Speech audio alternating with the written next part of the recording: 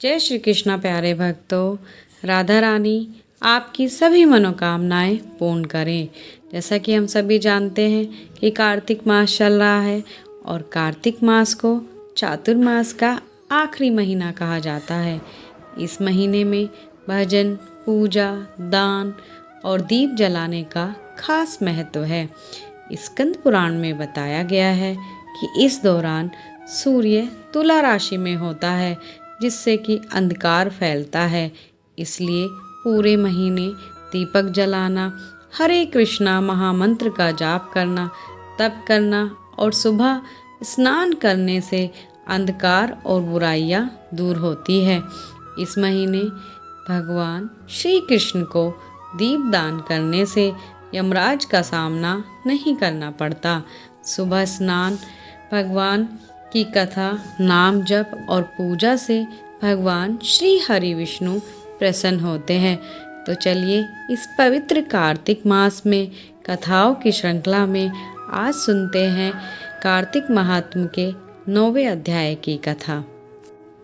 राजा पृथु नारद जी के मुख से कार्तिक व्रत के स्नान, नियम और उद्यापन की विधि जानकर नारद जी से कहते हैं, हे नारद जी, आपने कार्तिक माह के व्रत में भगवान विष्णु का निवास बताकर उस स्थान की मिट्टी की पूजा करने की बात की है। अतः मैं श्री तुलसी जी का महात्म्य सुनना चाहता हूँ। कृपया बताइए कि तुलसी जी कहाँ और किस प्रकार उत्पन्न हुई। नारद जी बोले, हे राजन, अब मैं आपको तुलसी जी की महत्ता तथा उनके जन्म का प्राचीन इतिहास सुनाता हूँ। आप ध्यान पूर्वक सुनिए। एक बार देवगुरु बृहस्पति और देवराज इंद्र भगवान शंकर का दर्शन करने के लिए कैलाश पर्वत की ओर चले। तब भगवान शंकर ने अपने भक्तों की परीक्षा लेने के लिए जटाधारी दिगंबर का रूप धारण कर उन दोनों के मार्ग में अवरोध उत्पन्न किया। यद्यपि वह तेजस्वी, शांत, लंबी भुजा और चौड़ी छाती वाले गौर वर्ण, अपने विशाल नेत्रों से युक्त तथा सिर पर जटा धारण किए वैसे ही बैठे थे, तथापि उन भगवान शंकर को इंद्र और गुरु बृहस्पति पहचान न सके। गुरु बृहस्पति और इंद्र ने सोचा कि शायद भगवान शंकर कहीं गए हैं, इसलिए उन्होंने तपस्वी से पूछा, क्या भगवान शंकर यहाँ नहीं हैं? क्या वो कहीं गए हैं? तपस्वी ने इस पर कोई उत्तर नहीं दिया। तपस्वी रूप में भगवान शिव कुछ नहीं बोले। इंद्र को अपने शक्तिशाली होने का अहंकार था, इसलिए वह चुप रह नहीं सकते थे। उन्होंने तपस्वी को धिक्कारते हुए कहा, अरे, मैंने तुझसे कुछ पूछा है और तू उसका उत्तर नहीं देता है। मैं तुझ पर वज्र का प्रहार करता हूँ और देखता हूँ कि कौन तुझे मुझसे बचाता है। जैसे ही इंद्र ने जटाधारी तपस्वी पर वज्र उठाया, भगवान शिव ने तुरंत ही उनकी मुट्ठी को रोक लिया। इंद्र ने देखा कि वह तेजस्वी तपस्वी जैसे ही प्रज्वलित हुआ, उसका तेज चारों ओर फैल गया। उसकी भुजाएं मजबूत हो गई और इंद्र के हाथों से वज्र छिटक कर गिर गया। इंद्र और बृहस्पति दोनों भयभीत हो गए। इस अद्भुत दृश्य को देखकर बृहस्पति ने भगवान शिव को पहचान लिया और उनके चरणों में प्रणाम किया। उन्होंने विनम्रता से कहा, हे दीननाथ, कृपा अपना क्रोध शांत करे और इंद्र के अपराध को क्षमा करे। भगवान शिव ने गंभीर स्वर में कहा, मैं अपने नेत्रों से निकले हुए क्रोध को कैसे रोकूं? बृहस्पति ने उत्तर दिया, भगवान, आप अपने भक्त वत्सल स्वभाव के अनुसार दया करें। कृपा अपनी शक्ति को कहीं और स्थानांतरित करें और इंद्र का उद्धार करें। भगवान शिव ने मुस्कुराते हुए कहा, मैं तुम्हारी स्तुति से अत्यंत प्रसन्न हूँ। तुमने इंद्र को जीवन दान दिया है। मुझे विश्वास है कि मेरे नेत्र अब उसे पीड़ित नहीं करेंगे। इसके बाद भगवान शिव ने अपने सिर से अपने तेज को निकाला और उसे समुद्र में डाल दिया। तत्पश्चात भगवान शिव अंतर्ध्यान हो गए। भगवान शिव का यह तेज एक बालक के रूप में परिणत हुआ, जिसका नाम आगे चलकर जलंधर हुआ और वृंदा उनकी पत्नी हुई। इस कथा के बारे में जानेंगे अगले अध्याय में। अब सुनते हैं कार्तिक स्नान से जुड़ी एक पौराणिक कथा। एक गांव में एक बुढ़िया माई रहती थी। वह बहुत ही धार्मिक प्रवृत्ति की महिला थी। व्रत एवं पूजा में लगी रहती और निरंतर दान पुण्य करती रहती थी। धन से वह भले ही बहुत गरीब थी, लेकिन उसके दिल में दया और समर्पण की कोई कमी नहीं थी। उसके पास जो भी था वह जिससे जैसे भी किसी की मदद कर सकती थी, सबकी मदद करने की कोशिश करती थी। लेकिन इस दयालुता की वजह से उसका बेटा और बहू उससे बहुत नाराज रहते थे।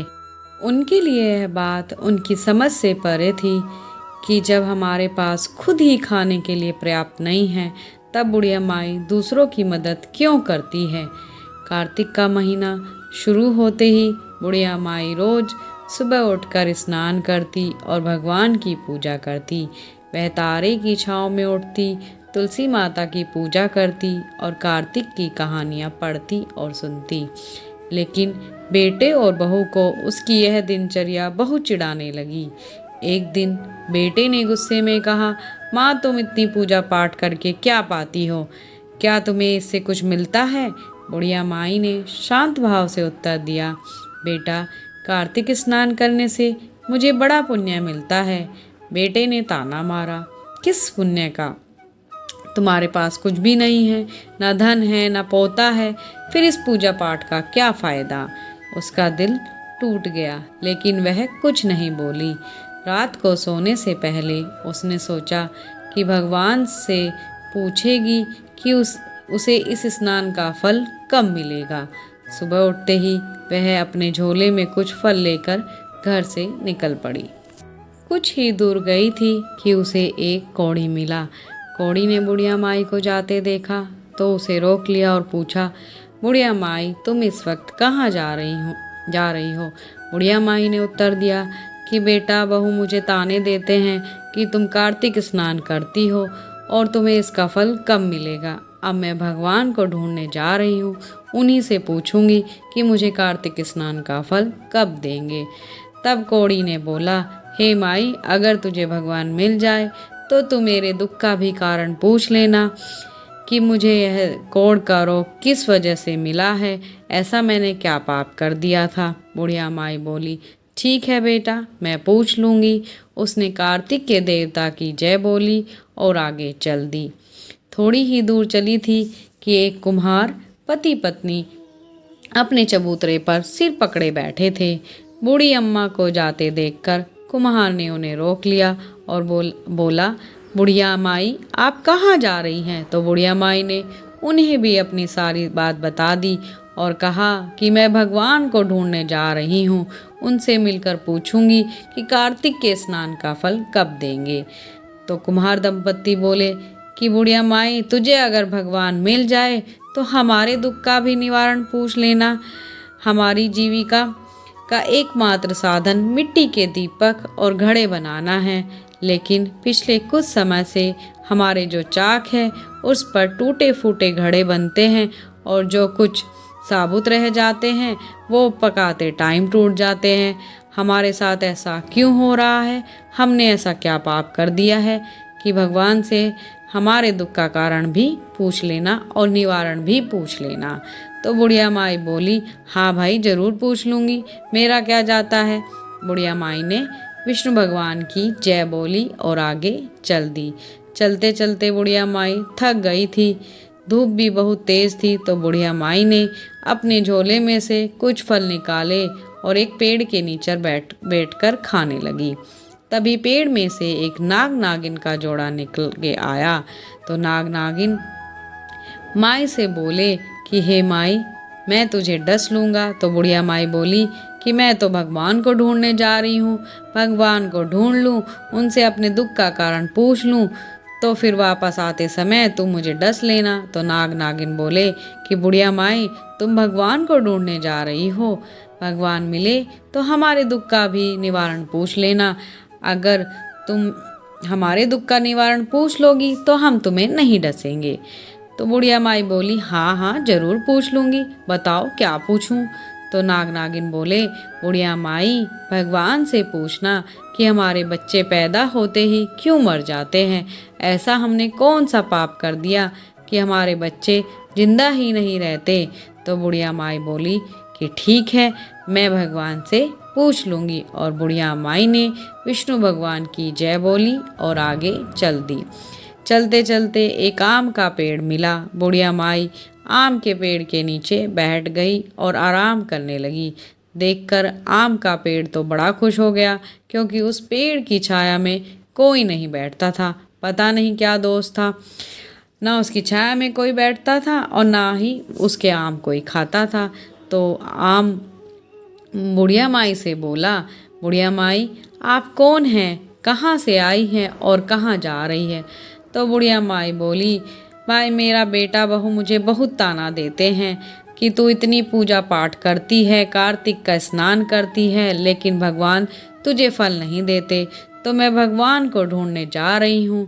भगवान मिलेंगे तो मैं उनसे पूछूंगी कि आप मुझे कार्तिक के स्नान का फल कब देंगे। तो आम का पेड़ बोला, बुढ़िया माई अगर तुझे भगवान मिल जाए तो मेरे दुख का भी निवारण पूछ लेना। बुढ़िया माई बोली, हाँ भाई पूछ लूँगी, तू बता क्या पूछना है। तो आम बोला कि भगवान से पूछना कि कोई भी मेरे पेड़ की छाया में नहीं बैठता, ना ही कोई मेरे फल खाता है, मेरे आम भी बड़े कड़वे रहते हैं। ऐसा मैंने कौन सा पाप किया है कि मुझे ऐसी सजा मिल रही है। देखो तू जरा कितने आम लटक रहे हैं और इनके बोझ से मैं दबा जा रहा हूँ, लेकिन कोई भी मेरे पेड़ से आम नहीं तोड़ता और न ही खाता है। तब बुढ़िया माई बोली कि ठीक है, मैं भगवान से मिलूंगी तो तुम्हारे दुख का निवारण भी पूछ लूंगी। बुढ़िया माई आगे चल दी। चलते चलते रात हो गई थी, अंधेरा होने लगा। बुढ़िया माई को थोड़ा डर भी लग रहा था। वह तो भगवान को ढूंढने निकली थी और बड़ा ही पक्का निश्चय करके निकली थी, इसलिए रुक भी नहीं सकती थी। तो वह जंगल में जाने लगी। तभी एक साधु बाबा आए और पूछने लगे, बुढ़िया माई कहाँ जा रही हो, देखती नहीं सामने कितना घना जंगल है, जंगली जानवर तुझे खा जाएंगे, तू जा वापस घर लौट जा।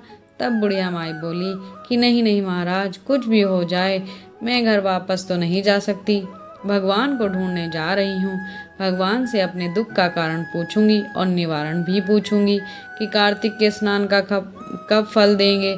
तो साधु बाबा पूछने लगे, बुढ़िया माई तू भगवान को तो ढूंढने जा रही है, पर पहचानोगी कैसे, क्या तूने कभी देखा है भगवान कैसे है। तो बोली, हाँ बाबा भगवान को मैं जानती हूँ, कैसे है मेरे भगवान।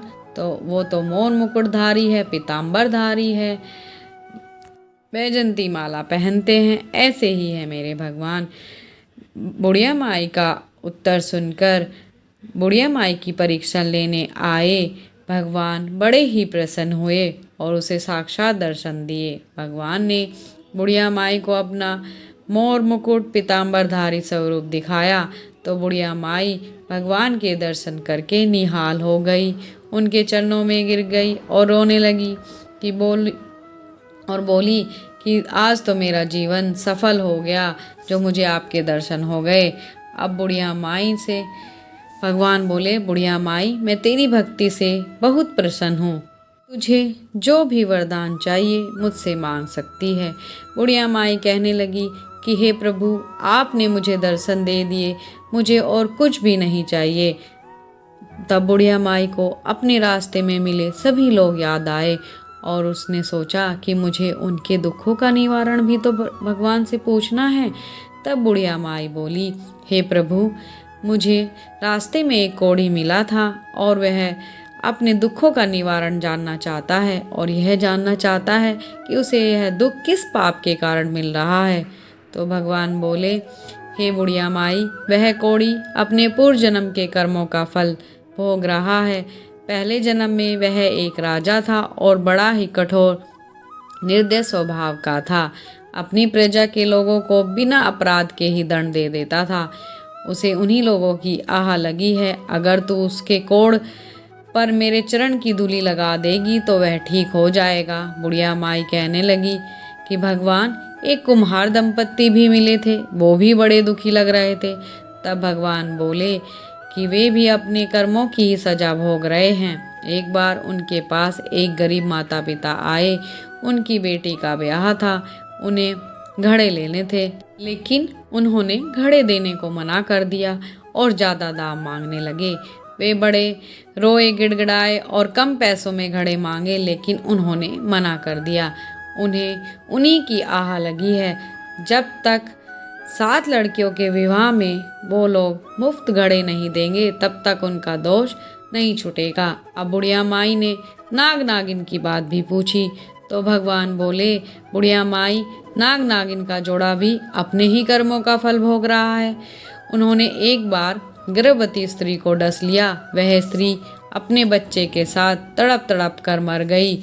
उसे उन्हीं की आह लगी है। अब वे नाग नागिन जब किसी गरीब को अपनी नागमणि दान करेंगे तभी उनका दोष छूटेगा। फिर बुढ़िया माई ने आम के पेड़ की भी बात पूछी तो भगवान बोले, यह आम का पेड़ छोटे छोटे बच्चों को अपने आम नहीं खाने देता था, उसे भी इसी बात की सजा मिल रही है। अगर तुम उससे एक आम तोड़कर खा लोगी तो उस पेड़ के सभी आम मीठे हो जाएंगे और उसका दोष छूट जाएगा। अब बुढ़िया माई ने भगवान को प्रणाम किया। भगवान अंतर्ध्यान हो गए। भगवान के जाते ही बुढ़िया माई ने भगवान के चरणों की धूली उठाई और अपनी साड़ी के पल्लू में बांध ली। अब बुढ़िया माई वापस चल दी। लौटते समय सबसे पहले आम का पेड़ आया। आम का पेड़ तो बुढ़िया माई को देखते ही पूछने लगा, बुढ़िया माई, क्या भगवान के दर्शन तुम्हें हुए और तुमने मेरे दुख का निवारण पूछा? तो बुढ़िया माई बोली, हाँ भाई, मुझे भगवान के दर्शन हो गए और तुम्हारे दुख का निवारण भी मैं पूछ कर आई हूँ। उसके बाद बुढ़िया माई ने भगवान के कहे अनुसार आम के पेड़ से एक आम तोड़कर खाया और उसके सभी फल पहले के जैसे मीठे हो गए। आम के पेड़ ने बुढ़िया माई को बड़ा धन्यवाद किया और कहा कि तुम इनमें से कुछ आम अपने घर तोड़ कर ले जाओ, इससे तुम्हारा कल्याण हो जाएगा। बुढ़िया माई ने थोड़े से आम तोड़ लिए, आगे चली। आगे चलने पर नाग नागिन मिले। नाग नागिन ने भी बुढ़िया माई से पूछा, बुढ़िया माई, क्या तुम्हें भगवान के दर्शन हुए? तब बुढ़िया माई बोली, हाँ हाँ, मुझे भगवान के दर्शन हो गए और मैंने तुम्हारे दुखों का निवारण भी पूछ लिया। तब बुढ़िया माई ने भगवान के बताए अनुसार नाग नागिन को बताया कि तुमने एक बार गर्भवती स्त्री को डसा था, उसी की आह लगी है, उसी का श्राप लगा है। यदि तुम अपनी नागमणि किसी गरीब को दान करोगे तब इस दोष से छूट जाओगे। तो नाग नागिन बोले, बुढ़िया माई, अब हम कहाँ गरीब ढूंढने जाएंगे, यह हमारी नागमणि तुम ही ले लो। लेकिन एक बात का ध्यान रखना, जिसके मन में लालच न हो, नागमणि उसी के पास रहती है, इसलिए तू कभी अपने मन में लालच मत करना। बुढ़िया माई नागमणि लेकर खुशी खुशी आगे चली तो कुम्हार दंपति भी मिले। वो अभी भी सिर पकड़े बैठे थे। तो बुढ़िया माई बोली कि अब तुम परेशान मत हो, मैं तुम्हारे दुखों का निवारण पूछ कर आई हूँ, लेकिन मैं बहुत थक गई हूँ, क्या तुम मुझे कुछ पानी पिला दोगे? तब कुम्हार दंपति ने बुढ़िया माई को बड़े ही प्रेम से बिठाया और पानी पिलाया। तब वह कहने लगी कि भगवान बोले हैं कि आपने एक बार गरीब माता पिता को उनकी लड़की की शादी के लिए घड़े नहीं दिए थे, उन्हीं की आह तुम्हें लगी है। यदि तुम 7 लड़कियों के विवाह में मुफ्त घड़े दोगे तो इस दोष से छूट जाओगे। यह सुनकर कुम्हार दंपति बुढ़िया माई के चरणों में गिर गए और बोले कि हम वैसा ही करेंगे जैसा आपने बताया है।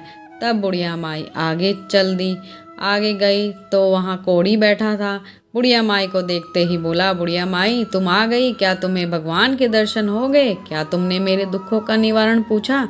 तो बुढ़िया माई बोली, हाँ हाँ भाई, भगवान के दर्शन भी हुए और मैं तुम्हारे दुखों का निवारण भी पूछ कर आई हूँ। वो बोली कि भगवान ने कहा है कि तुम अपने पहले जन्म के पापों को भोग रहे हो, तुम्हें तुम्हारे कर्मों की सजा मिल रही है। पहले के जन्म में तुम राजा थे और तुम अपनी प्रजा को बेकार में ही दंड देते थे। तुम्हें उन्हीं की आह लगी है। उसके बाद बुढ़िया माई ने भगवान के चरणों की धूली कोड़ी के शरीर पर लगा दी। जैसे ही भगवान के चरणों की धूली उसके शरीर पर लगी, उसका सारा का सारा कोढ़ ठीक हो गया। चलते चलते बुढ़िया माई अपने घर आ गई। घर आकर देखा तो बेटा बहू दरवाजे पर खड़े थे। आते ही बोले माँ तू कहाँ चली गई थी?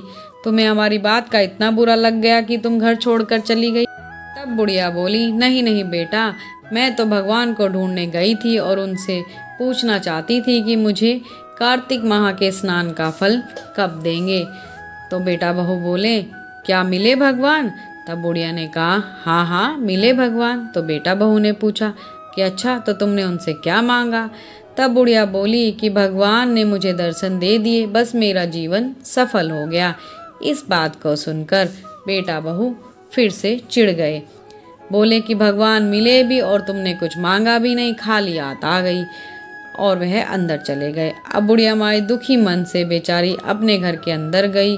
भगवान के चरणों की धूली जो लाई थी उसे एक लोटे के पानी में मिलाया और सारे घर में छींटा मार दिया और थोड़ी सी धूली अपने बेटे बहू के माथे पर लगा दी। रात को सारे के सारे सो गए। सुबह उठे तो देखे कि सारा घर जगमगा रहा है और घर में धन के भंडार लगे हुए हैं। जो छोटी सी झोपड़ी थी वह बहुत बड़ा महल बन गई है।